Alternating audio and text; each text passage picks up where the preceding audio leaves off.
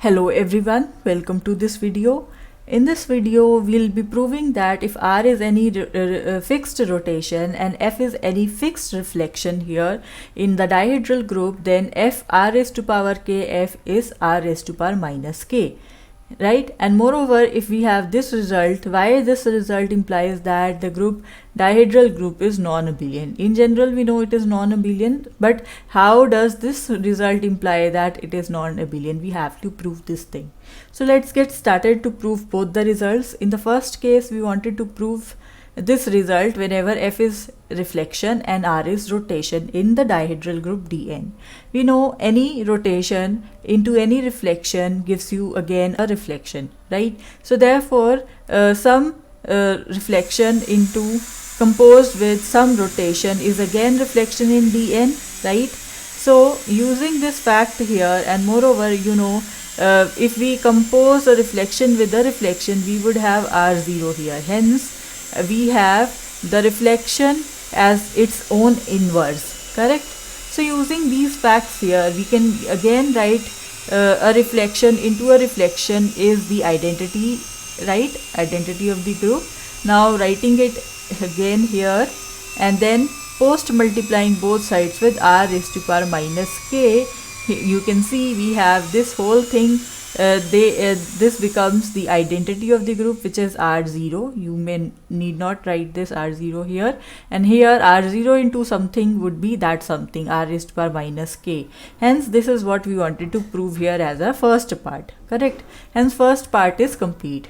Next, using this result here, we wanted to prove that Dn is non-abelian.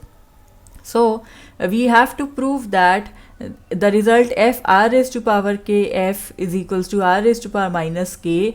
This implies that Dn is abelian. So let us suppose, if possible, the group is abelian. What does it mean? It means that any two elements would commute here.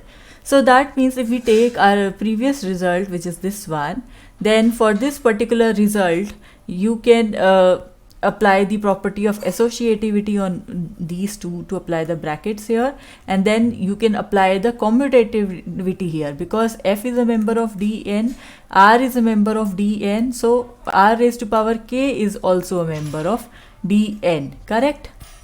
So therefore R raised to power k F, it is equals to F into R raised to power k, right? So here you see what is F composed with F, it is R0, right?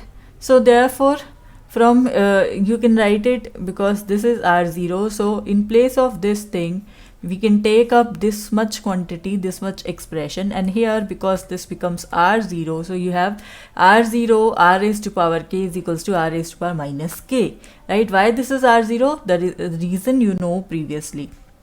So from here we obtain R raised to power k is equals to R raised to power minus k. So that means this thing should be there for each of the rotation which is a member of this group Dn. However, it does not hold for each rotation in Dn. Hence, whatever was our assumption, that is incorrect. Our assumption was Dn is abelian. This is incorrect. Why? Because this thing is not true for all the elements present in Dn. Hence, Dn is non-abelian group. This is what we wanted to prove here as for our second part. So I hope you understood this question well. Well, that is it for this video. Thank you for watching.